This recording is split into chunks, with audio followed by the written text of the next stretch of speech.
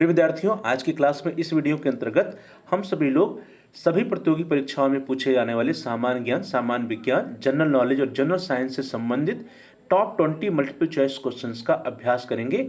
ये सभी प्रश्न ऐसे होंगे जो कि आपके जो भी कॉम्पिटिटिव एग्जाम आप देते हैं, सभी कॉम्पिटिटिव एग्जाम में अधिकांशतः पूछे जाते हैं।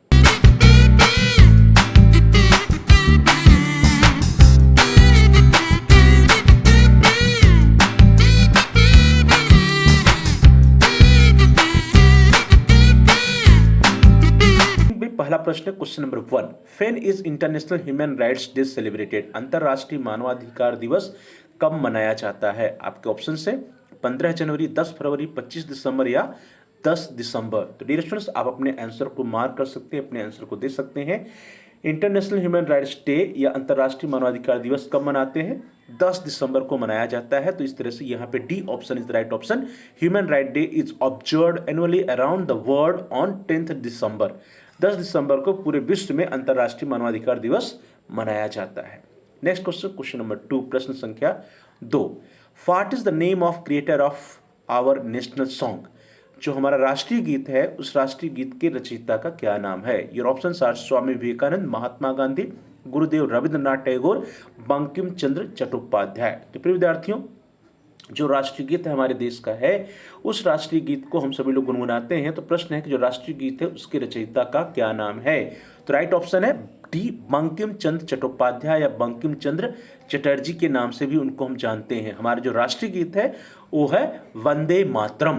भारत के राष्ट्रीय गीत वंदे मातरम के रचयिता बंकिम चंद्र चटर्जी या बंकिम चंद्र चट्टोपाध्याय जी हैं। तो इस तरह से D option is the right option. Next question, question number 3, प्रश्न संख्या 3, प्रश्न है where did the beating retreat ceremony begin?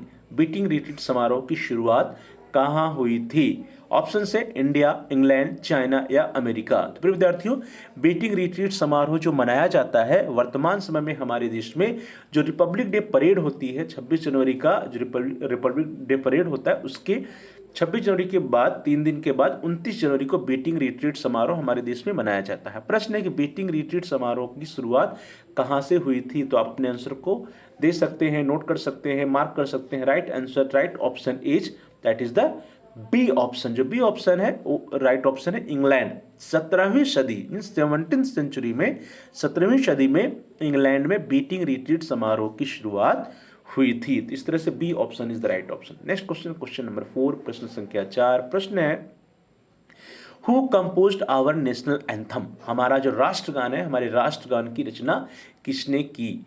Option है स्वामी विवेकानंद, महात्मा गांधी, रविंद्रनाथ टैगोर या बंकिम चंद्र चट्टोपाध्याय। तो प्रिय विद्यार्थियों, हम सभी लोग अपना राष्ट्रगान है, हमारा जो नेशनल एंथम है, उसको हमेशा कोई भी कार्यक्रम होता है या प्रार्थना होता है उसके बाद हम लोग राष्ट्रगान को गाते हैं। जनगण मन अधिनायक जय है। और उसके रचयिता कौन है? राइट ऑप्शन है रविंद्रनाथ टैगोर जी, जिन्हें हम लोग गुरुदेव के नाम से भी जानते हैं। तो भारत के राष्ट्रगान जन गण मन की रचना कवि और नाटककार रविंद्रनाथ टैगोर ने की थी। और ये जो रचना हुई थी ये मूल रूप से किस भाषा में थी? बांग्ला भाषा में थी, बांग्ला लैंग्वेज में थी। तो ये भी प्रश्न पूछा जा सकता है कि जो हमारा राष्ट्रगान है जनगण मन, इसकी जो मूल रचना थी उसकी मूल भाषा कौन सी थी? तो बांग्ला भाषा थी। तो इस तरह से यहाँ पे इस प्रश्न का सी ऑप्शन जो है that is the right option. अगला प्रश्न, क्वेश्चन नंबर 5, प्रश्न संख्या 5, प्रश्न है आर्टिकल 21A रिलेटेड टू, अनुच्छेद 21 का संबंध किससे है? ऑप्शन से फ्रॉम रिलीजियस फ्रीडम, धार्मिक स्वतंत्रता से, B free education for children aged 16 to 14 years, 6 से 14 वर्ष के आयु के बच्चों के निःशुल्क शिक्षा से, सी राइट अगेंस्ट एक्सप्लॉयटेशन, शोषण के विरुद्ध अधिकार से, या डी विद इक्वल राइट से, समता के अधिकार से। तो प्रिय विद्यार्थियों, जो हमारा संविधान है, संविधान में जो आर्टिकल 21 है और उसमें जो आर्टिकल 21 में जो संशोधन करके एक 21A लागू किया गया उसका संबंध किससे है? यही प्रश्न है। तो इसका संबंध किससे प्रिय विद्यार्थियों? That is related with free and compulsory education, free education for children aged 6 to 14 years. B option जो है, B option is right option. Article 21A in the Indian constitution refers to right to education, शिक्षा के अधिकार से संबंधित है, specifically guaranteeing free and compulsory education to all childrens between the ages of 6 and 14 years, अर्थात 6 से 14 वर्ष के आयु के बच्चों की निःशुल्क और अनिवार्य शिक्षा से संबंधित है हमारे संविधान का जो अनुच्छेद 21A है या 21A है या 21 का है। चलिए आगे बढ़ते हैं। अगला प्रश्न आपकी स्क्रीन पर क्वेश्चन नंबर 6, प्रश्न संख्या 6, directive principles of state policy are in which part of the Indian constitution. राज्य के नीति निर्देशक सिद्धांत भारतीय संविधान के किस भाग में हैं? आपके ऑप्शन है पार्ट सेकेंड, थर्ड, फोर्थ या फिफ्थ। भाग सेकेंड, भाग 3, 4 या 5। तो प्रिय विद्यार्थियों, जिसको हम लोग डीपीएसपी भी कहते हैं, directive principles of state policy, वो जो है भारतीय संविधान के किस भाग में है या किस पार्ट में है? तो राइट ऑप्शन क्या है? राइट ऑप्शन अपना मार्क कर सकते हैं। The right option is C option, part 4 या भाग 4 में है। भारतीय संविधान के भाग 4 में राज्य के नीति निर्देशक सिद्धांत या जिसको हम लोग DPSP directive principles of state policy कहते हैं, वो शामिल है। ये सिद्धांत अनुच्छेद 36 से लेकर के अनुच्छेद 51 तक में दिए गए, अर्थात आर्टिकल 36 टू आर्टिकल 51 जो है वो संबंधित है डीपीएसपी या directive principles of state policy से। अगला प्रश्न क्वेश्चन नंबर 7, प्रश्न संख्या 7, प्रश्न है directive principles of the policy have been taken from the constitution of which country. नीति निर्देशक तत्वों को किस देश के संविधान से लिया गया है? Your options are Britain, Canada, America या आयरलैंड। तो प्रिय विद्यार्थियों, आपको इस क्वेश्चन का आंसर पता होना चाहिए, क्योंकि अधिकांशतः आपके एग्जाम में पूछे जाते हैं। इसका जो राइट ऑप्शन है, राइट आंसर क्या है? That is the D option, Ireland. The directive principles of state policy, that is DPSP, in the Indian constitutions were borrowed from the Constitution of Ireland. निर्देशक तत्वों को आयरलैंड के संविधान से लिया गया है हमारे भारतीय संविधान में। तो इस तरह से यहाँ पे D option is the right option.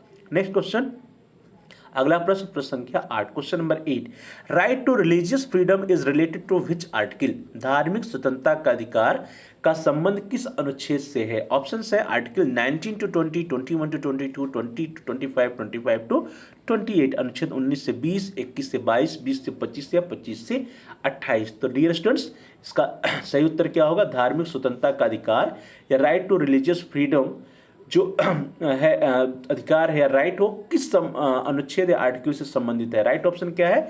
D option, article 25 to 28 या अनुच्छेद 25 से लेकर के 28 तक में धार्मिक स्वतंत्रता के अधिकार के बारे में अनुच्छेद में वर्णन है दिया गया है। तो इस तरह से the right to religious freedom in India is related to articles 25 to 28 of the Indian constitution. जो हमारा इंडियन कॉन्स्टिट्यूशन है, भारतीय संविधान है, उसमें राइट टू रिलीजियस फ्रीडम का जो संबंध है या अनुच्छेद 25 से लेकर के 28, आर्टिकल 25 टू 28 का संबंध धार्मिक स्वतंत्रता के अधिकार या राइट टू रिलीजियस फ्रीडम से है। अगला प्रश्न है प्रश्न संख्या 9, क्वेश्चन नंबर 9, प्रश्न है which element has the highest percentage in the human body. मानव शरीर मीन्स हम लोगों का शरीर जो है, इसमें किस तत्व का प्रतिशत सर्वाधिक होता है? Your options are hydrogen, oxygen, nitrogen या कार्बन। यहाँ पे जितने भी ऑप्शंस दिए गए सभी तत्व जो है हमारे शरीर के अंदर होते हैं, लेकिन यहाँ पे प्रश्न है कि हमारे शरीर, इंसान के शरीर, मानव के शरीर में कौन सा तत्व है जो कि सर्वाधिक मात्रा में, सर्वाधिक प्रतिशत में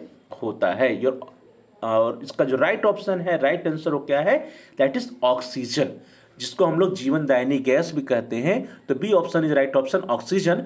मानव शरीर में ऑक्सीजन का प्रतिशत सर्वाधिक होता है, सर्वाधिक अमाउंट में, सर्वाधिक परसेंटेज या मात्रा में जो हमारे शरीर में जो एलिमेंट होता है ऑक्सीजन है। मानव शरीर में जो 4 तत्व या 4 एलिमेंट सर्वाधिक मात्रा में पाए जाते हैं, उसमें ऑक्सीजन सबसे पहला है। ऑक्सीजन जो है वो कुल वजन का कितना है? 65%। कुल वजन का 65% जो है ऑक्सीजन होता है। देन हाइड्रोजन जो है 18.5% होता है, कार्बन 9.5% और नाइट्रोजन 3.2% होता है। तो इस तरह से मानव शरीर में जो सर्वाधिक मात्रा में तत्व पाया जाता है वह होता है ऑक्सीजन।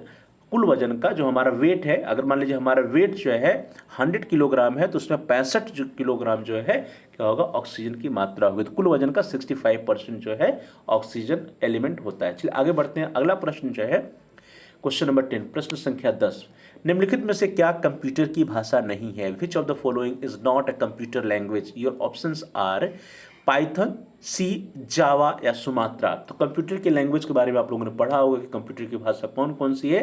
तो इसमें पूछा जा रहा है कौन सी कंप्यूटर की भाषा नहीं? पाइथन है, सी है, जावा है, कौन सा नहीं है? सुमात्रा जो है, डी ऑप्शन जो है वो कंप्यूटर की भाषा लैंग्वेज नहीं है। तो इस तरह से D option right option. Computer languages are C++, language है, जावा है, पाइथन है, जुलू है, JS है, HTML है, PHP है, कोबोल है, ASM, फोर्ट्रान आदि जो है ये सभी कंप्यूटर की भाषाएं हैं। चलिए आगे बढ़ते हैं। अगला प्रश्न प्रश्न संख्या 11, क्वेश्चन नंबर 11। प्रश्न है HIV स्टैंड फॉर, HIV का मतलब होता है, आप सभी लोग HIV का नाम सुने होंगे। HIV एक ऐसा वायरस है जिसकी वजह से एड्स नामक बीमारी उत्पन्न होती है। तो HIV का पूरा नाम क्या है? ऑप्शंस आपकी स्क्रीन पर है। Human immunodeficient virus, human immunodeficiency virus, human immunity deficiency virus या ह्यूमन इम्यूनोडिफिशियंसी वायरस। तो डियर स्टूडेंट्स, HIV का जो पूरा नाम है वो क्या है? That is human immunodeficiency virus. तो B option is the right option. HIV stand for human immunodeficiency viruses.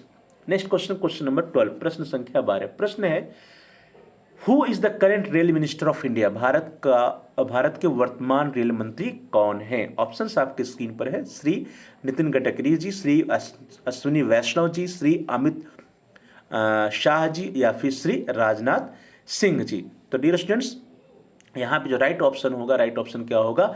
Bharat के वर्तमान रेल मंत्री कौन है?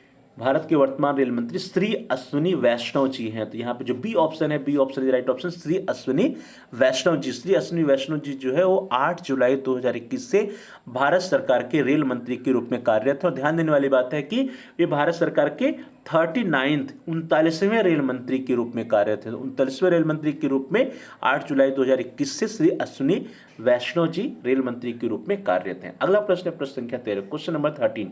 प्रश्न है Which device is used as the standard pointing device in computer? Computer में कौन सी डिवाइस मानक पॉइंटिंग डिवाइस की तरह उपयोग होती है? Your options are printer, keyboard, scanner या माउस। तो प्रिय विद्यार्थियों, हम सब लोग जो है जब कंप्यूटर का यूज कर रहे होते हैं, लैपटॉप का यूज कर रहे होते हैं, तो वहाँ पे पॉइंटिंग डिवाइस कौन सी होती है? जो माउस होता है हमारे हाथ में, वही पॉइंटिंग डिवाइस होती है। तो D option is the right option. The mouse is the most common pointing device for a computer. It's use to move the cursor on the screen. इसी के द्वारा हम अपनी स्क्रीन पे कर्सर को मूव करते हैं। नेक्स्ट क्वेश्चन, क्वेश्चन नंबर 14, प्रश्न संख्या 14। Who is the present home minister of India? हमारे देश भारत के वर्तमान गृह मंत्री कौन है? ऑप्शन है आपके श्री अमित शाह, श्री जगत प्रकाश नड्डा, श्री अश्विनी वैष्णव या श्रीमती निर्मला सीतारमण। तो प्रिय विद्यार्थियों, आप सभी लोगों को पता होगा कि हमारे देश के जो वर्तमान समय में होम मिनिस्टर हैं, गृह मंत्री, कौन है? श्री अमित शाह जी है। तो B option is right option, Shri Amit Shah. उनका पूरा नाम है अमित भाई अनिल चंद्र शाह। अमित भाई अनिल चंद्र शाह, या जिनको हम लोग श्री अमित शाह जी के नाम से पुकारते हैं, is an Indian politician who is currently serving at the 32nd minister of home affairs since May 2019। मई 2019 से 32वें गृह मंत्री के रूप में श्री अमित शाह जी जो है कार्यभार ग्रहण किए हुए हैं। श्री अमित शाह जी गृह मंत्री के रूप में मई 2019 से 32वें गृह मंत्री के रूप में कार्य कर रहे हैं। तो यहाँ पे B option is the right option. अगला प्रश्न है प्रश्न संख्या 15, question number 15। Which is the highest mountain peak in the world? दुनिया का सर्वोच्च पर्वत शिखर कौन सा है? ऑप्शन है आपके कॉमेट, माउंट एवरेस्ट, K2 या नंदा देवी। तो डियर स्टूडेंट्स, दुनिया का जो सर्वोच्च पर्वत शिखर है वो कौन सा है? आप सभी लोग नाम सुन रहे होंगे, कौन सा है? That is the mount Everest. जो माउंट एवरेस्ट है वो दुनिया का सर्वोच्च पर्वत शिखर है। दुनिया का सर्वोच्च सबसे ऊंचा पर्वत शिखर जो है कौन सा है? माउंट एवरेस्ट है। और यह नेपाल और तिब्बत की सीमा पर स्थित है। इसकी ऊंचाई 8,848.86 मीटर है, जिसको अगर हम फुट में बात करें तो 29,031.69 फुट है। माउंट एवरेस्ट को नेपाली में सागरमाथा या सगरमाथा और चीनी भाषा में क्यूमोलंगमा भी कहा जाता है। आगे बढ़ते हैं। अगला प्रश्न आपके स्क्रीन पर है, क्वेश्चन नंबर 16, प्रश्न संख्या 16। Which is the most abundant element found in the human body? मानव शरीर में ऑक्सीजन, यहाँ पे थोड़ा सा करेक्शन है, मानव शरीर में ऑक्सीजन तत्व का कुल वजन का कितना होता है? Now the question number 6, element found in the human body. मानव शरीर में ऑक्सीजन तत्व, What is the percentage of oxygen element in the human body to the total mass of the body? मानव शरीर में ऑक्सीजन तत्व कुल वजन का कितना होता है? ऑप्शन है आपके 95%, 85%, 75% या 65%। इसके पहले वाले भी प्रश्न में हम लोगों ने डिस्कस किया था कि जो शरीर में जितने भी एलिमेंट्स पाए जाते हैं उसमें से सबसे अधिक एलिमेंट जो है कौन सा पाया जाता है? ऑक्सीजन पाया जाता है। और ऑक्सीजन कितना पाया जाता है? पूरे शरीर का जितना मास होता है, जितना वजन होता है, उसका 65% पाया जाता है। तो इस तरह से जो डी ऑप्शन आपका, D option is right option, 65%। मानव शरीर में ऑक्सीजन का वजन कुल वजन का कितना होता है? 65% होता है। कितना होता है? 65% या 65% या 65% होता है। यह मानव शरीर में पाया जाने वाला सबसे अबंडेंट या प्रचुर तत्व होता है। Oxygen makes up the about 65% of the human body mass. मानव के शरीर का जो मास है, जो वजन होता है, उसका 65% क्या होता है? ऑक्सीजन तत्व से बना होता है। मानव शरीर में जो 4 तत्व सबसे अधिक होते हैं उसमें ऑक्सीजन कुल वजन का 65%, हाइड्रोजन 18.5%, कार्बन 9.5% एंड नाइट्रोजन 3.2% होता है। चलिए आगे बढ़ते हैं। अगला प्रश्न आपके स्क्रीन पर, question number 17। Computer virus is है। कंप्यूटर वायरस है क्या है? प्रोग्राम है, फाइल है, डिस्क है या ऑडियो है?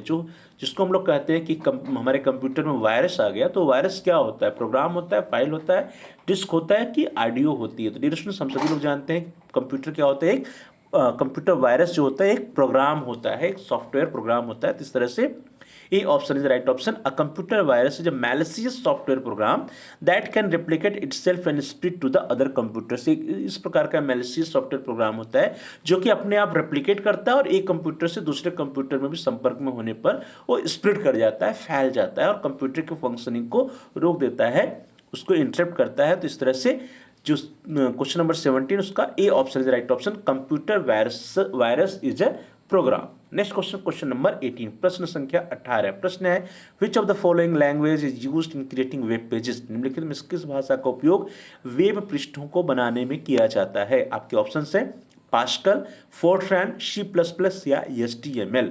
तो प्रिय विद्यार्थियों, जो वेब पेजेस बनाए जाते हैं या वेब पेज क्रिएट किए जाते हैं उसमें कंप्यूटर की जिस लैंग्वेज का यूज होता है, जिस भाषा का प्रयोग होता है, उसका क्या नाम है? उसका नाम है HTML। HTML means hyper text markup language. The language use to create web pages is HTML या हाइपर टेक्स्ट मार्कअप लैंग्वेज। चलिए आगे बढ़ते हैं। अगला प्रश्न आपके स्क्रीन पर है, क्वेश्चन नंबर 19, प्रश्न संख्या 19। प्रश्न है fair is the Nehru institute of mountaineering, जिसको हम लोग NIM भी कहते हैं, लोकेटेड। नेहरू पर्वतारोहण संस्थान NIM कहाँ पर स्थित है? नेहरू इंस्टीट्यूट ऑफ माउंटेनियरिंग कहाँ पर स्थित है? ऑप्शन है आपके गुलमर्ग, पुणे, उत्तरकाशी या दार्जिलिंग। प्रिय विद्यार्थियों, नेहरू पर्वतारोहण संस्थान या NIM कहाँ पर स्थित है? वह स्थित है हमारे उत्तराखंड के उत्तरकाशी में। तो यहाँ पे C option is right option, Uttarkashi. Nehru पर्वतारोहण संस्थान NIM उत्तराखंड के उत्तरकाशी जिले में स्थित है। यह इंद्रावती और भागीरथी नदियों के संगम के सामने एक पहाड़ी पर बना हुआ है। अगला प्रश्न, प्रश्न संख्या 20, क्वेश्चन नंबर 20। प्रश्न है how many bones are in the human body. मानव शरीर में कुल कितनी हड्डियां होती हैं? और आपके ऑप्शन है 206, 240, 280 या 300, 206, 240, 280 या 300। तो हमारा जो मानव शरीर एक वयस्क या एडल्ट का जो ह्यूमन बॉडी होता है उसमें कुल 206 हड्डियां पाई जाती है। तो इस तरह से A option is right option. आमतौर पर एक वयस्क इंसान के शरीर में कुल 206 हड्डियां होती हैं। हालांकि कुछ लोगों के शरीर में हड्डियों की संख्या 213 तक हो सकती है। The human adult body has 206 bones. तो डियर स्टूडेंट्स, इस तरह से हम सभी लोगों ने 20 very important multiple choice questions का अभ्यास किया। ये प्रश्न ऐसे थे जो कि आपके एग्जाम में पूछे जा सकते हैं। जो भी आप कॉम्पिटिटिव एग्जाम देते हैं उसमें प्रश्न अवश्य पूछे जाते हैं। तो आप सभी लोगों का बहुत बहुत धन्यवाद। Thanks for watching. Thanks to all of you. Please like, share and comment on the video. Also subscribe the channel and press the bell icon all. यदि अभी तक आपने चैनल को सब्सक्राइब नहीं किया है तो कृपया आप चैनल को सब्सक्राइब कर लीजिए, जिससे कि आप सभी वीडियोज के नोटिफिकेशन को प्राप्त कर सकें। इसके लिए जरूरी है कि आप बेल आइकन को भी प्रेस करिए, उसमें से ऑल के ऑप्शन को सेलेक्ट कर लीजिए। आप सभी लोगों का बहुत बहुत धन्यवाद।